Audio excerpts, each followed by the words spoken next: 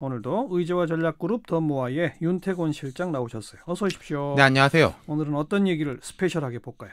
국회에 이제 특별위원회가 있지 않습니까? 특위. 네.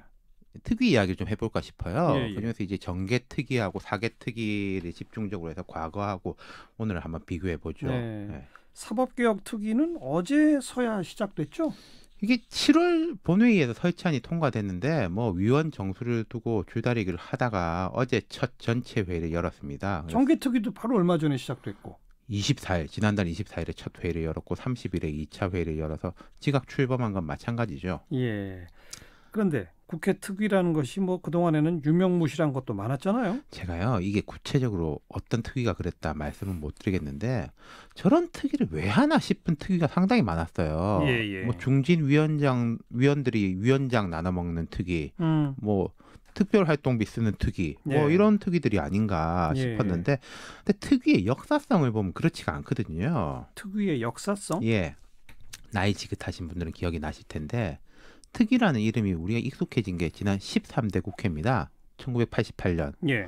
50 비리조사 특위, 광주 진상규명 특위. 네, 네. 50특위, 광주특위. 그렇죠. 대단했죠. 예, 그게 그러니까 86월 항쟁, 대통령 직선제를 했지만 이제 민정당이 이제 정권 재창출을 했는데 그 다음 해 총선에서 여소야대가 됐지 않습니까? 그렇죠. 그래서 이제 야당이 주도를 해가지고 두 특위를 설치를 했죠. 예. 50특위 위원장은 이기택, 광주특위 위원장은 문동환 위원장이었는데 당시에 이제 김영삼, 김대중 두 사람이 총재로 있었던 두 야당의 부총재들이었어요. 예, 예. 50특위는 주로 이제 김영삼 총재의 그 통일민주당이 주도하고 광주특위는 아무래도 이제 김대중 총재의 평민당이 주도를 했거든요. 그래요.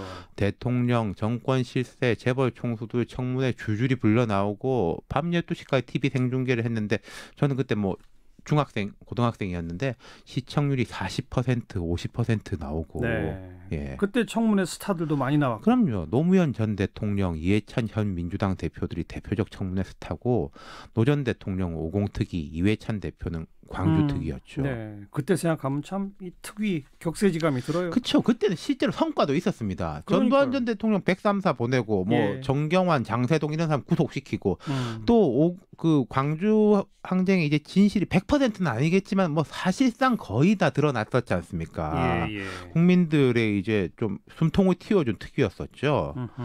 그때하고 생각하면 정말 격세지감이 있는 거죠. 네. 근데 어쨌든 이번 두 특위도 상당히 관심을 모으고 있고 관심을 모아야 됩니다. 예. 과제가 무게감이 남다르거든요.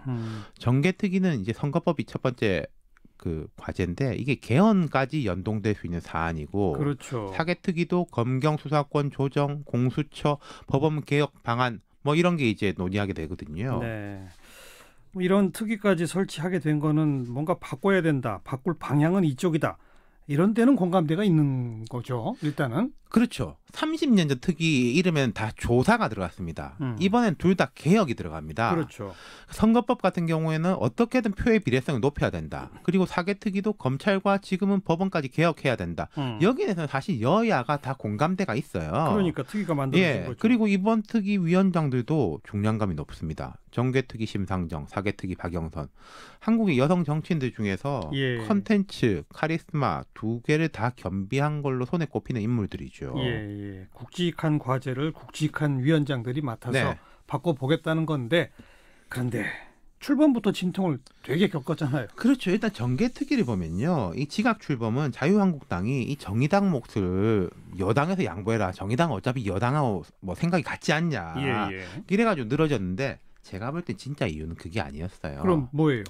자유한국당 내에서 의견이 엇갈렸거든요. 도시 다르고 농촌 다르고 수도권 다르고 TK 다르고 PK 다르고 사실 자유한국당만 그런 게 아니라 다른 당들도 좀 생각이 다릅니다. 그런데 바른미래당이나 민주평화당, 정의당은 그 당의 뭐랄까 밀도가 높아요. 예. 거의 내부 생각이 같습니다. 예. 근데 이제 민주당은 조금 갈리는데 현재 전반적으로 지지율이 높으니까 여유가 있는 것이고 반면에 한국당은 애초에 형편도 다 다르고 당의 지지율까지 낮으니까 머리가 많이 아팠던 거죠. 예.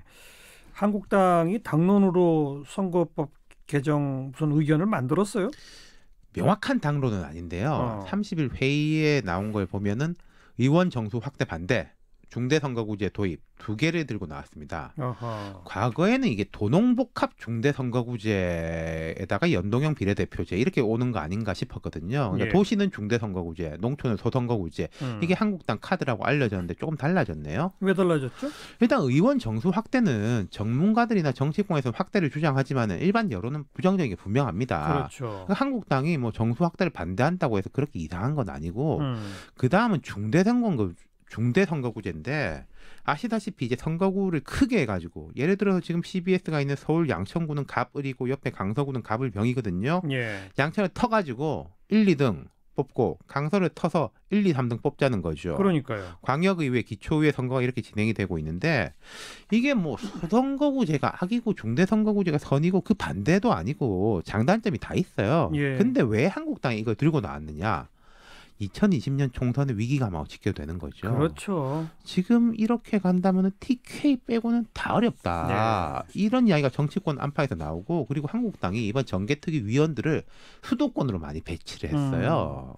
간단히 말해서 1등 할 자신은 없지만 그래도 2등 3등을 할 수 있으니까 그건 좀 뭐 가능하지 않겠냐. 중대선거구제 해야 된다. 딱 노골적으로 그 얘기잖아요. 네. 다른 당들은요? 다른 당은 소선거구, 중대선거구제 여기에 대해서는 아직 명확히 자기 카드를 안 꺼냈는데 연동형 비례대표제에는 공감대가 있습니다. 예, 이게 뭐냐면은 여러 번 설명이 됐지만 어려우니까 제가 간략히 한번 설명드리면은 자 전체 의석이 100석이라고 가정하고요. 어떤 정당이 50% 정당 득표를 얻었다면은 총 50석만 가져가야 됩니다. 예. 지역구에서 45석이 당선됐다면은 비례선 5석만 가지고 가요. 그렇죠. 지금 같으면은 50%면 한 80% 가져가거든요. 그렇죠.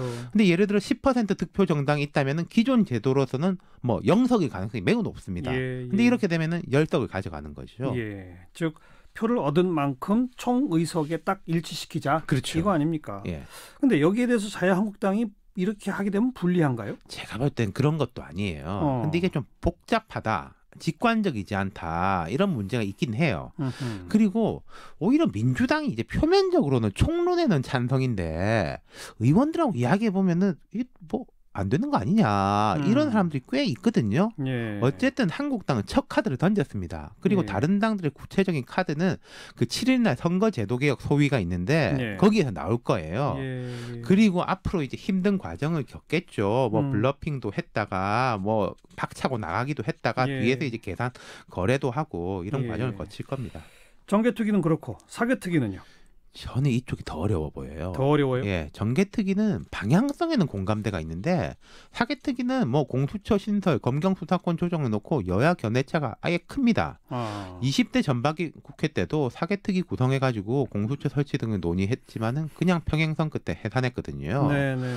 어쨌든 민주당은 공수처 신설, 검경의 수사권, 기소권 분리를 이뤄내겠다 이런 각오인데 한국당은 공수처가 옥상옥에 불과하다 이런 입장이에요.